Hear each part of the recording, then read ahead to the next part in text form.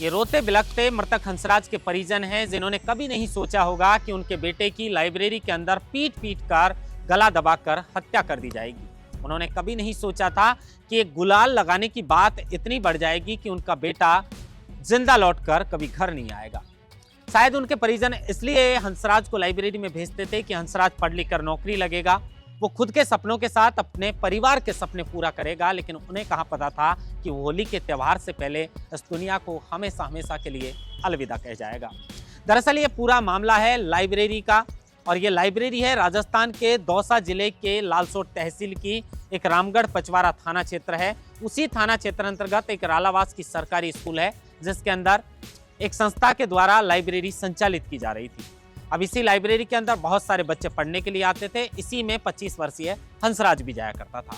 होली से एक दिन पहले की बात है, हंसराज रोज की तरह लाइब्रेरी गया हुआ था, लेकिन इसी लाइब्रेरी के अंदर कहा जा रहा है कि गुलाल लगाने की एक मामूली सी बात को लेकर बात इतनी बढ़ जाती है कि उसी के साथ पढ़ने वाले बच्चे उसके साथ मारपीट करने लगते हैं, जो आप साफ तौर पर सीसीटीवी में देख सकते हैं कि किस तरीके से 3-4 जो छात्र हैं वो हंसराज के साथ मारपीट करते हुए नजर आ रहे हैं।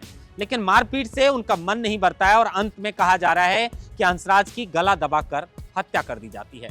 अब इतना मामला बढ़ने के बाद हंसराज को जिला अस्पताल में भेजा जाता है, लेकिन लालसोट जिला अस्पताल में डॉक्टर उसे मृत घोषित करते हैं। मृत घोषित करने के बाद परिवार वहां पर पहुंच जाता है और जबरन हंसराज के शव को लेकर हाईवे पर बैठ जाता है और कुछ मांगों को लेकर अड़ जाता है।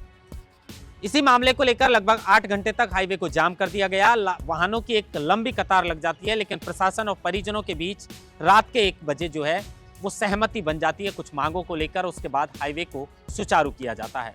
लेकिन सवाल ये उठता है कि इसी लाइब्रेरी के अंदर जहां पर सीसीटीवी कैमरों में जिस तरह का ये पूरा मामला देखा जा रहा है, उसमें साफ तौर पर यह स्पष्ट हो चुका है कि भले ही उद्देश्य उनका जो भी हो, लेकिन छात्र के साथ मारपीट की जा रही है। और ये जो वीडियो के अंदर सुनाई भी दे रहा है कि किस तरह होली के रंग को लेकर उसमें चर्चा होती हुई दिखाई दे रही है, तो इससे पता चलता है कि एक सिर्फ गुलाल लगाने की बात को लेकर यह पूरा मामला बढ़ा था।